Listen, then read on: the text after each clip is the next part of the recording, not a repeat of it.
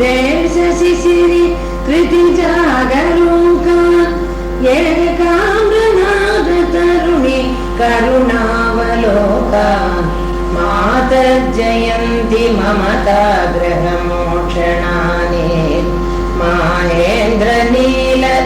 शिक्षण दक्षिणानि कामाक्षि कल्पित जगत्त्रय रक्षणानि त्वद्वीक्षणानि वरदानि विचक्षणानि आनन्दतन्द्र विधित चिदकौशलानाम् आनन्दमन्द परिभूर्णितमन्तराणाम्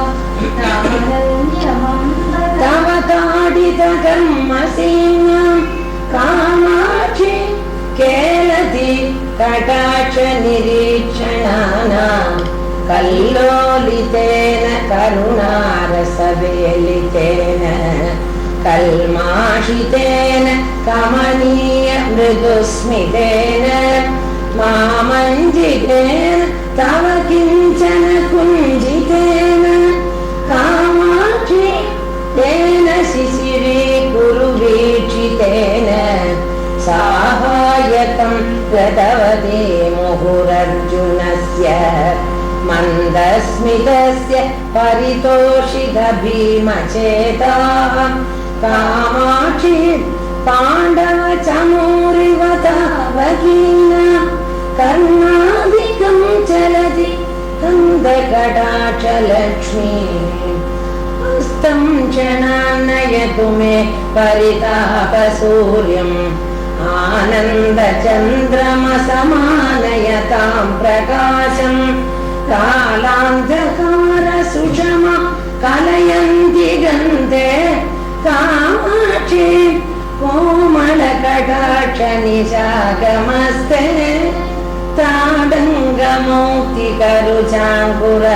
ताडङ्गमौक्तिकरुचाङ्कुरदन्तकान्तिः कारुण्यहस्तिपशिखा मणिनाधिरूढः उन्मूलयत्व शुभपाद अस्मदीयं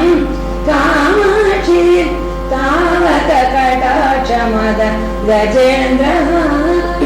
छायाभरेण जगता परितापहारे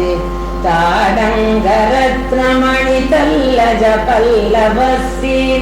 कारुण्यनाम विकिरन् मकरन्दजालं कामाक्षि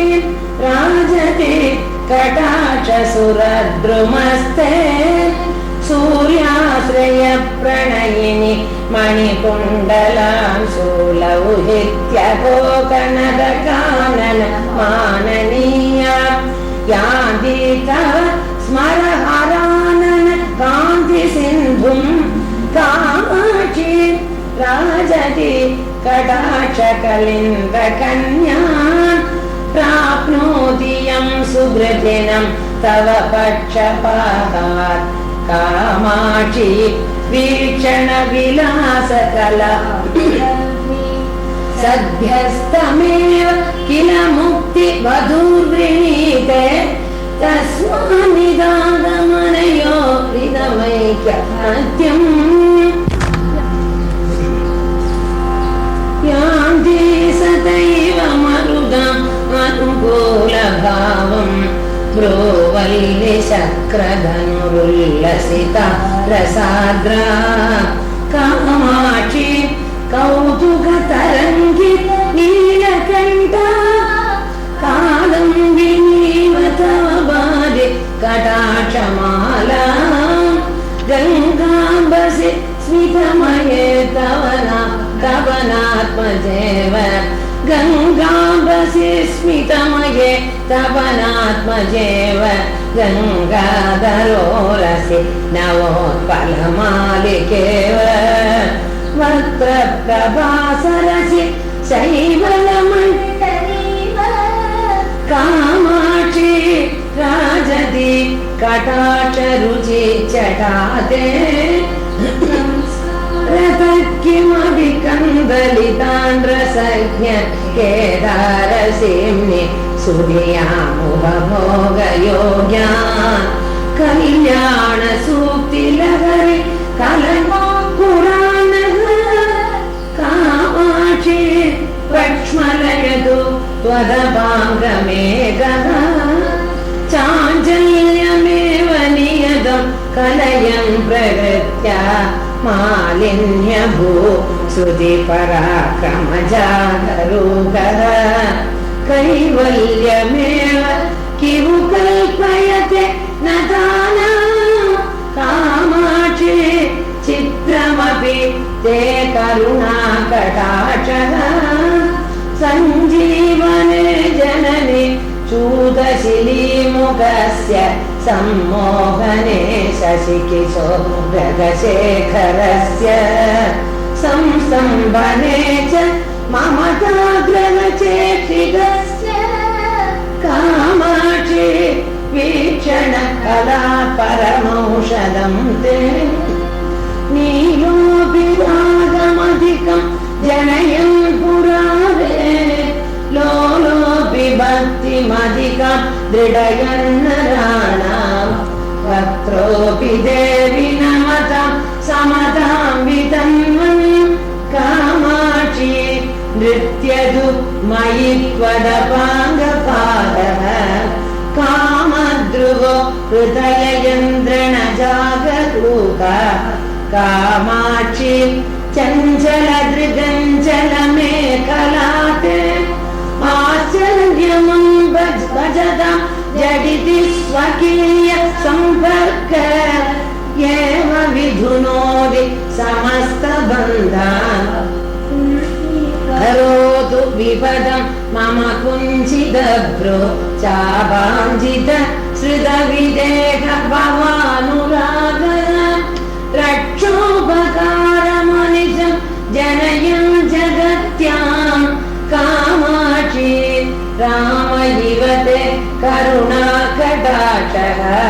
श्रीकामकोटि शिवलोचन शोषितस्य शृङ्गारबीज विभवस्य पुनः प्ररोहे प्रेमावसाचिरान् प्रचुरेण शङ्के केदारमम्ब तव केवल दृष्टिपातम् माहात्म्यं रसौ तव दुर्विलङ्घ्य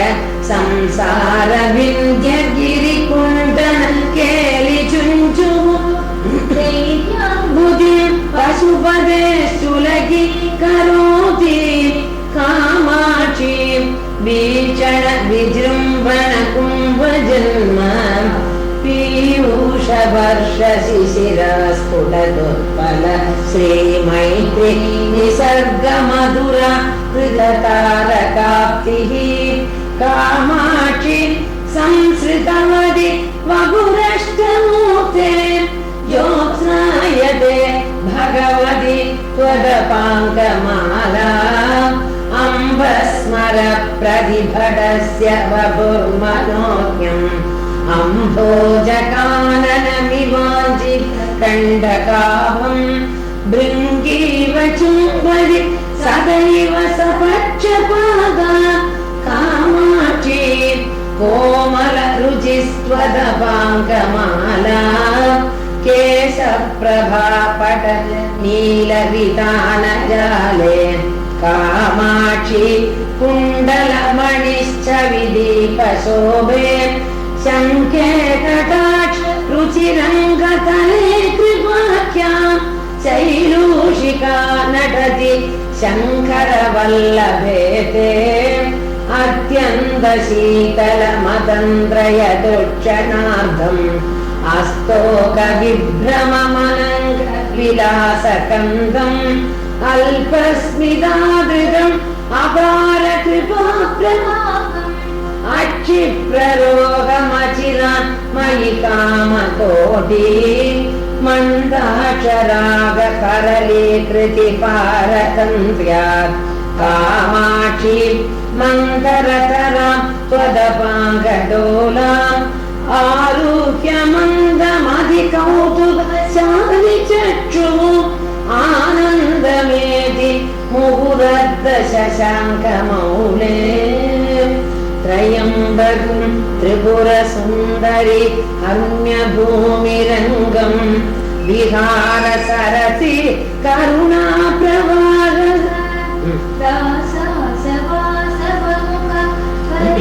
पालनीयं कामाक्षि विश्वमपि वीक्षणभूभृतस्ते वागीश्वरी सहचरि नियमेन लक्ष्मीः भ्रूवल्लरि वसकरि भुवनानि गेजुं रूपं त्रिलोकनयन मृदमुम्बतेषां कामाक्षि येषु तव वीक्षणपारतन्त्रे माहेश्वरं जडिति मानसमीनमम्ब कामाक्षि धैर्यजलतौ नितरां निमग्नं जालेन शृङ्खलयदि त्वदपाङ्गनाम्नां विस्तारितेन विषमायुध दासकोऽसौ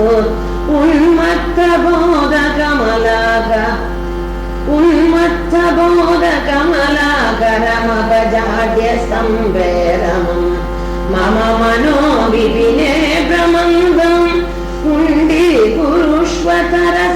कुडिनाग्रसीमान् कामाक्षि तावकटाक्ष महाङ्कुशेन उद्वेलित सबगितैः ललितैः विलासैः उत्थाय देवि तव कटाक्षकुञ्जात् दूरं पलाययतु मोहमृगीकुलं मे कामाक्षि सत्वरमनुग्रहकेसरीन्द्रः श्रेहाधृतां विदलितोत्पलकान्तिचोरा जगदीश्वरि जेतु कामः मानोदतो मकरके सौदुनीते कामाक्षि तावकटाक्षकृपाणवल्ली श्रौदिं व्रजन्न सदा सरणिं मुनीनां कामाक्षि कौटिल्यमम्ब कथमस्ति सदत्ते चौर्यं च पङ्कजरुचां त्वदपाङ्गपातनां नित्यं श्रुते परिचितं यतमानमेव नीलोत्पलं निजसमीपनिवासलोलम् प्रीत्यैव पाठयते वीक्षणदेशिकेन्द्रः कामाक्षि किं तु तव कालिमसम्प्रदायम् भ्रान्त्वा मुहुः सपठितस्मिततेन रासौ रुचिसञ्चयमासौ आनन्ददि त्रिपुरमर्दन नेत्रलक्ष्मी आरम्य देवि तव मन्त्रमकाङ्कसेतुम् लोचनश्री कामाक्षि ज्योत्स्नावति स्मितरुचापि कथं तनोति स्वर्धामहो कुवलयश्च तथा च घोरैः कालाञ्जनं च तव देवि निरीक्षणं च कामाक्षि साम्यसरणिं समुपैति कान्त्या निःशेषनेत्रसुलभं जगदीषु पूर्वम् अन्यत्रिनेत्रसुलभं तुहिनात्रिकन्ये धूमाङ्कुरो मकरकेतनपावकस्य कामाक्षि नेत्ररुचि कालिमचातुरीते अत्यन्तमद्भुतमिदं नयनत्रयस्य हर्षोदयं जनयते हरिणाङ्गमूले आरम्भले समये तव वीक्षणस्य कामाक्षि मूकमपि वीक्षणमात्र नम्रं सर्वज्ञता सकललोकसमक्षमेव कीर्ति स्वयं वर्णमाल्यवति प्रणीते कालाम्बुवाग इव ते परितापहारी कामाक्षि पुष्करमथ कुरुते कटाक्षः पूर्वपरं क्षणरुच समुपैति मैत्रीम् अन्यस्तु सन्ततरुचिं प्रकटीकरोति प्रसाद साहाय्यकेन विचरन् अपवर्गमार्गे संसार पङ्कनिचये न पतत्यमूते कामाक्षि गाढमवलम्ब्य कटाक्षयष्टिम् कामाक्षि सन्ततमसौ हरिनीलरत्न स्तम्भे कटाक्षरुचि पुञ्जमये भवत्याः बद्धो विभक्तनिगले मम चित्तहस्ति स्तम्भं च बन्धमपि मुञ्जति गन्धचित्रम् कामाक्षि कार्ष्ण्यमपि सन्दतमञ्जनं च बिभ्रन्निसर्गतरलोऽपि भवत्कटाक्षः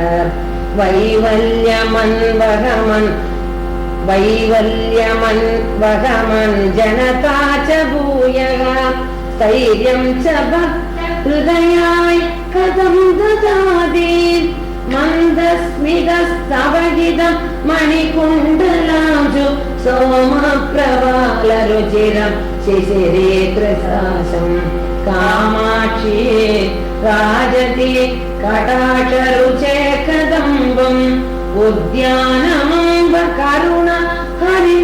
हरिणीक्षणायाहं कामाक्षि तावत कटाक्षमहे नील सिंहासनं धृतवतो मकरध्वजस्य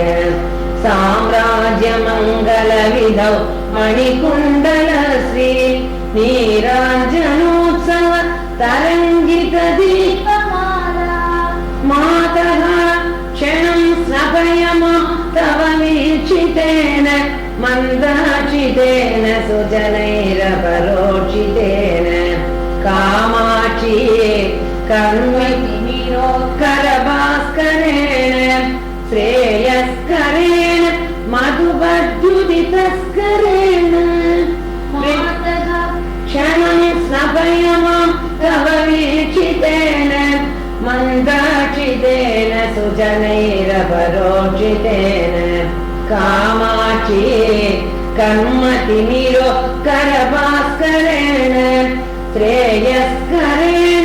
मधुपद्युदितस्करेण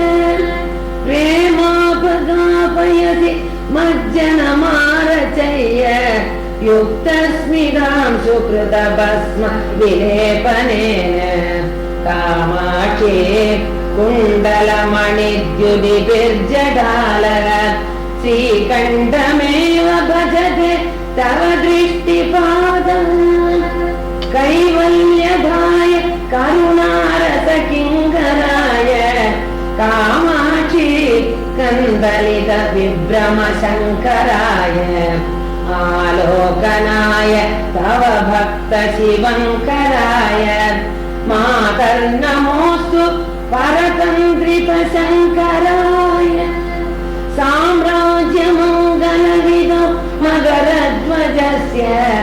लोलालकालिकृततोरण शोभे कामेश्वरी प्रचलदुत्पलवैजयन्ती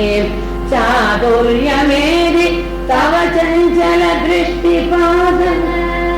मार्गेण मञ्जु काञ्चितमोरुतेन मन्दायमान गमन मदनातुरासौ कामाक्षि दृष्टिरयते तव शङ्कराय संकेत भूमिरचिर अभिसारिके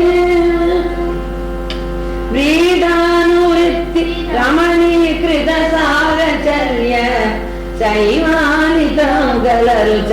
शशिशेखरस्य कामाक्षी कान्तिसरसि त्वदपाङ्गलक्ष्मीः मन्दं समाश्रयति मज्जनके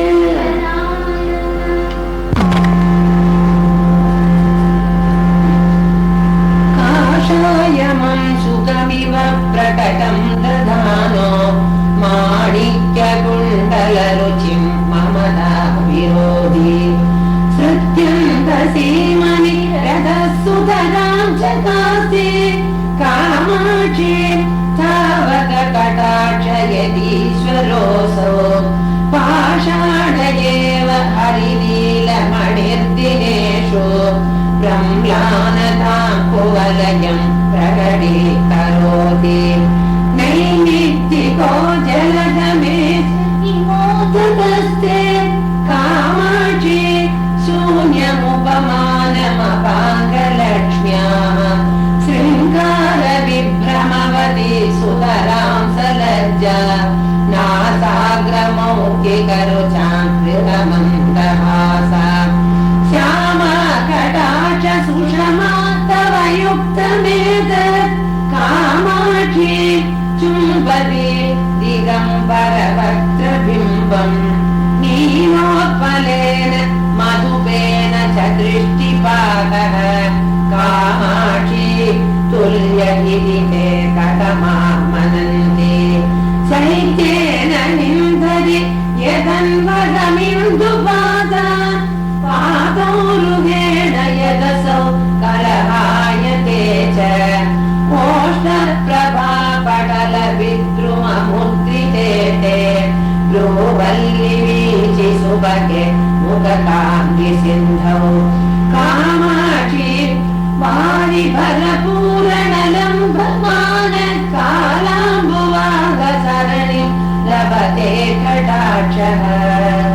मन्दस्मितैर्धवलिता मणिकुण्डलांशु सम्पर्कलोहितरुचि स्वदपाङ्गधारा कामाक्षी मल्लिकुसुमै नवपल्लवैश्च नीलोत्पलैश्च रचिदेव विभातिमाला कामाक्षी शीतलकृपारसनिर्जराम्ब सम्पर्कपक्ष्मलरुचि स्वदपाङ्गमाला गोभिः सदा पुररिपोरभिलक्ष्यमाणा दुर्गाजगम्बगविडम्बनमातनोदे हृत्पङ्कजं मम विकासयतु प्रमुष्णन् उल्लासमुत्पलरुचेस्तमसां निरोधा दोषानुषङ्गजगदां जगदां तु मानः कामाक्षी वीक्षणविलासदिनोदयस्ते चक्षुर्विमोहयति चन्द्रविभूषणस्य कामाक्षी तावककटाक्षतमप्ररोहः प्रत्यङ्मुखं तु नयनं स्तिमितं मुनीनां प्राकाश्यमेव नयतीति परं विचित्रम् कामाक्षी वीक्षणरुचा युधि निर्जितं ते नीलोत्पलं निरवशेषगदाभिमानम् आगत्य तत्परिसरं श्रवणावतं सव्याजेन नूनमभयात्तनमादनोति आश्चर्यमम्ब मदनाभ्युदया वलम्बः कामाक्षी चञ्चल निरीक्षण विभ्रमस्ते धैर्यं विधूय तनुते हृदि रागबन्धं शम्भोस्तदेव विपरीततया मुनीनां जन्तो सकृत् प्रणमतो जगदीड्यतां च तेजस्वितां च निशितां च मतिं सभायां कामाक्षी माक्षिकजरीमिव वैकरीं च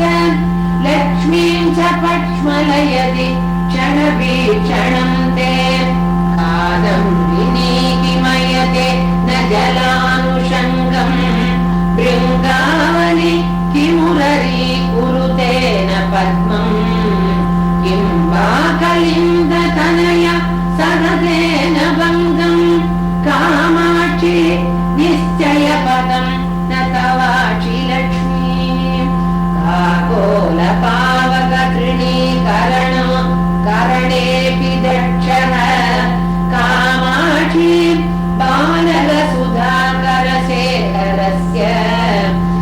अत्यन्तशीततमोऽप्यनुपालकं ते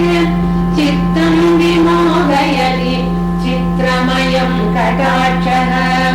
कार्पण्यपूरपरिवर्तितमम्ब मोहकन्दोद्गतम् भवमयं विषपादपं मे तुङ्गं चिनत्तु तुहिनाद्रिसुते भवत्याः काञ्चीपुरेश्वरी कटाक्षकुटारधारा कामाक्षी घोरभवलोकचिकित्सनार्थम् अभ्यर्थदेशिक कटाक्षभिषिक्प्रसादात् तत्रापि देवि लभते सुहृदि कदाचित् अन्यस्य दुर्लभमपागमगौषधं ते कामाक्षी देशिककृपां पुरमाश्रयन्तो नानातपो नियम नाशितपाशबन्धाः वासालयं तव कटाक्षममं महान्तो लब्ध्वा सुखं समिधयो विचरन्ति लोके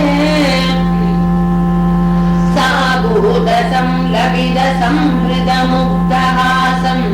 क्रीडानुरागसचारिविलोकनं ते कामाक्षी कामपरिपन्थिनी मारवीरसाम्राज्य विभ्रमदश सबलीकरोति कामाक्षी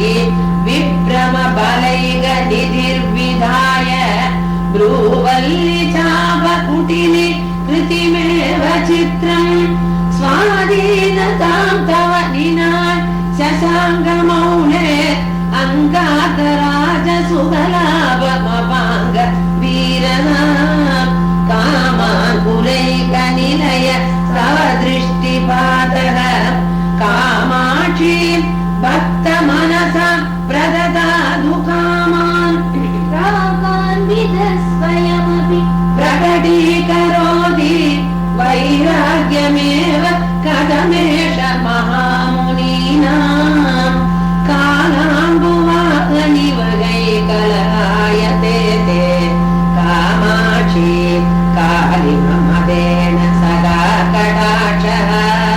चित्रं तदापि निधन अमुमेव दृष्ट्वा सोत्कण्ठये परमते किल नीलकण्ठः कामाक्षी मन्मदरिपुं परिमारताप मोहान्धकारजलदागमनेन नृत्यम् दुष्कर्म कञ्जुकिकुलं कबलीकरोतु व्यामिश्रमे च करुचि स्वदपाङ्गकेकी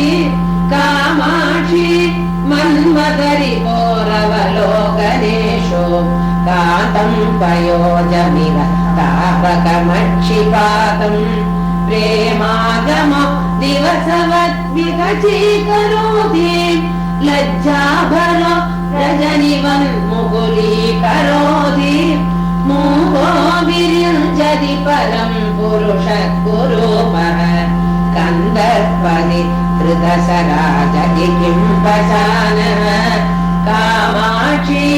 केवलमुपक्रमकाल एव लीलातरङ्गितकटाक्षरुच क्षणं ते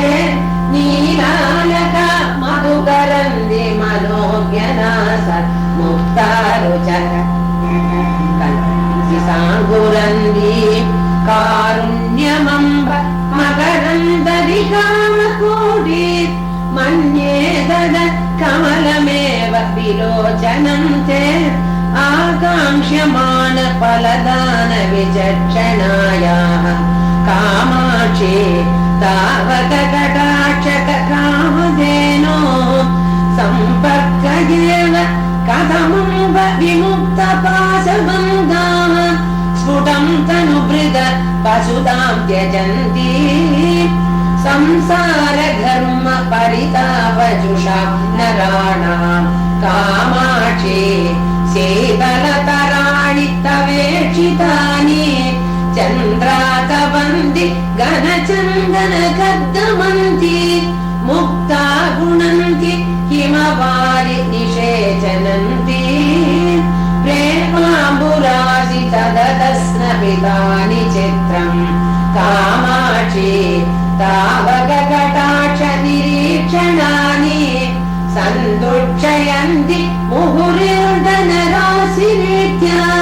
मारद्रुहो मनसि मन्मथचित्रभानुम् कालाजन प्रतिपटं कमनीयकान्त्या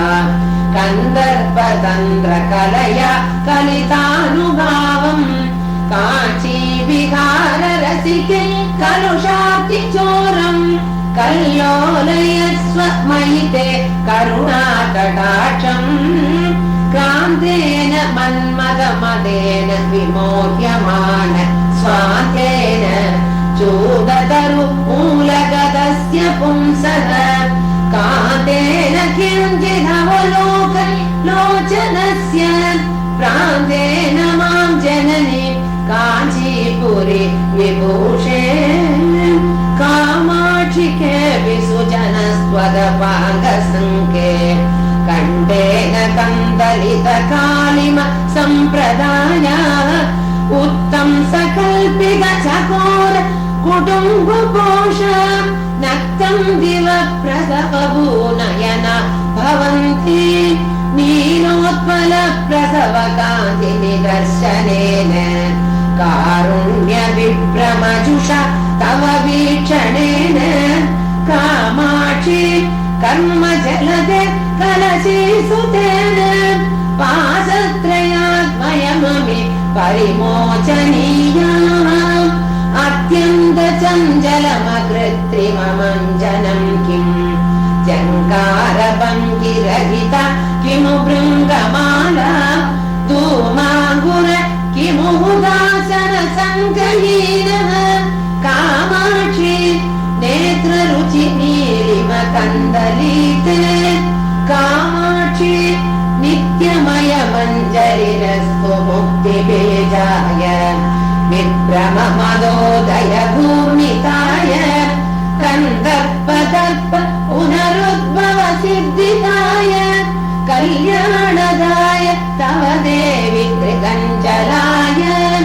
दर्पाङ्कुरो मकरकेतन विभ्रमाणाम् निन्दाङ्कुरो विदलितोत्पल चातुरीणाम् दीपाङ्कुरो भवतमिश्र कदम्बकानाम् कामाक्षी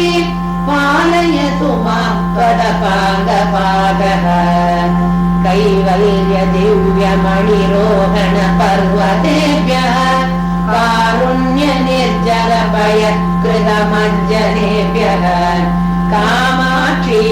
किङ्करित शङ्कर मानसेभ्यः तेभ्यो नमोऽस्तु तव वीक्षण विभ्रमेभ्यः अल्पेय एव नवमुत्पलमम्बहीना मीनस्य वा सरणिरम्बुरुहांस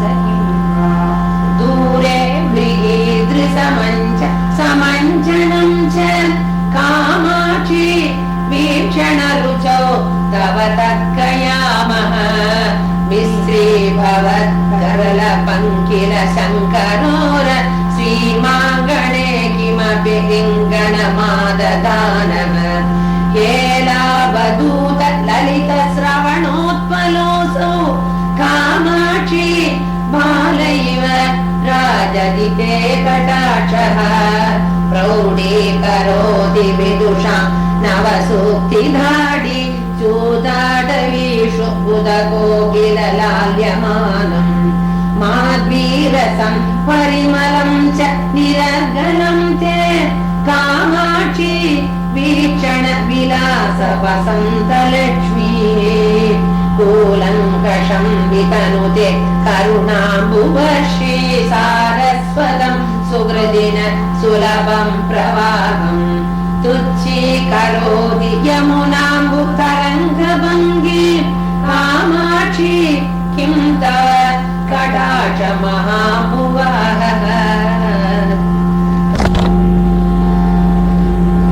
जागर्ति देवि करुणा सुखसुन्दरी ते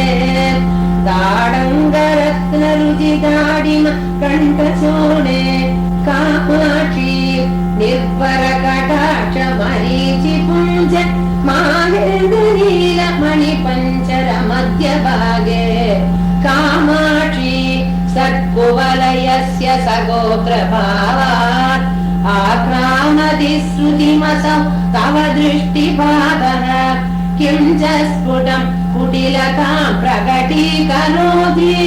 भ्रूवल्लरी परिचितस्य फलं किमेतत् एषा तवाचि सुषमा विषमायुधस्य नाराजवर्षलहरी नगराजकन्ये शङ्के करोति सतधा हृदि धैर्यमुद्रां श्रीकामकोटियदसौ शिशिरांशुमौले बाणेन पुष्पधनुष परिकल्प्यमान त्राणेन भक्तमनसा करुणाकरेण कोणेन कोमलदृश तव कामकोटि शोणेन शोषयसि वे मम सोगसिन्धुम् मारद्रुह मुकुटसीमनिलाल्यमाने मन्दागिनी पयसि ते कुटिलं चरिष्णुः कामाक्षी गोपरवस बलमानमीन सन्देहमङ्कुरयति क्षणमक्षिपातः कामाक्षी सम्बलितमौक्तिककुण्डलांशु चञ्चत्सित श्रवण चामर चातुरीकः स्तम्भे निरन्तरमपाङ्गमये भवत्या बद्धच्छगास्ति मकरध्वजमत्तहस्ति तावत्कटाक्षरजनी समयागमस्ते कामाक्षी तावदचिरान् नमतां नराणाम् आविर्भवति अमृतदीदिबिम्बमम्ब संविन्मयं हृदयपूर्वगिरीन्द्रशृङ्गे कामाक्षी कल्पविदपीव भवत्कटाक्षः दित्सु समस्तविभवं नमतां नराणाम् भृङ्गस्य नीलनलिनस्य च कान्ति संवत् सर्वस्वमेव हरतीति परं विचित्रम् अत्यन्तशीतलमनर्गलकर्मपाग काकोलहारि सुलभं सुमनोभिरेदत् पीयूषमेव तव वीक्षणमम्प किं तु कामाक्षी नीलमिदमित्ययमेव वेदः अज्ञातभक्तिरस अप्रसद्विवेकम् अज्ञातभक्तिरसमप्रसरद्विवेकम् अत्यन्तगर्वमनधीत समस्तशास्त्रम् अप्राप्त सत्यमसमीपगतं च मुक्ते कामाक्षी मामवतु ते करुणाकटाक्षः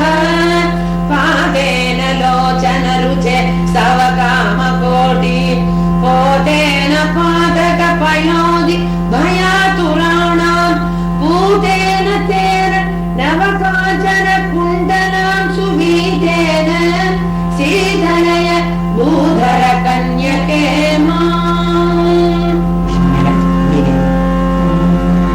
नमस्ते शरण्ये शिवे सानुकम्पे नमस्ते जगद्व्यापिके विश्वरूपे नमस्ते जगद्वन्द्य पादारविन्दे नमस्ते जगत्तारिणि त्राहि दुर्गे नमस्ते जगच्चिन्त्यमान स्वरूपे नमस्ते महायोगी विज्ञानरूपे नमस्ते नमस्ते सदानन्दरूपे नमस्ते जगद्धारिणि त्राहि दुर्गे अनाथस्य दीनस्य तृष्णातुरस्य भयार्तस्य भीदस्य बद्धस्य जन्तोः त्वमेका गतिर्देवि निस्तारकर्त्री नमस्ते जगद्धारिणि त्राहि दुर्गे अरण्ये रणे दारुणे शत्रुमध्ये जले संकटे राजगेये प्रभाते त्वमेका गतिर्देवि निस्तारकेतो ನಮಸ್ತೆ ಜಗತ್ತಾರಿಣಿ ತ್ರಾಗಿ ದುರ್ಗೆ ನಮಸ್ತೆ ಜಗತ್ತಾರಿಣಿ ತ್ರಾಗಿ ದುರ್ಗೆ ಅಪಾರೆ ಮಹಾದುಸ್ತರೆ ಚಂದ್ರ ಘೋರೆ ವಿಭತ್ಸಾಗರೆ ಮಜ್ಜತಾಂ ವೇದವಾಜಾಂ ತ್ವಮೇತಾ ಗದಿರ್ದೇವಿ ನಿಸ್ತಾರ ನೌಕಾ ನಮಸ್ತೆ ಜಗತ್ತಾರಿಣಿ ತ್ರಾಗಿ ದುರ್ಗೆ ನಮಶ್ಚಂಡಿಗೆ ಚಂಡದೋ ದಂಡಲೀಲ ಸಮುತ್ಕಂಡಿಗ ಕಂಡಲಾಶೇಷ ಶತ್ರುವು ತ್ವಮೇಕಾ ಗದಿರ್ವಿಘ್ನ ಸಂತೋಷಹಂತ್ರಿ ನಮಸ್ತೆ ಜಗತ್ತಾರಿಣಿ ತ್ರಾಗಿ ದುರ್ಗೆ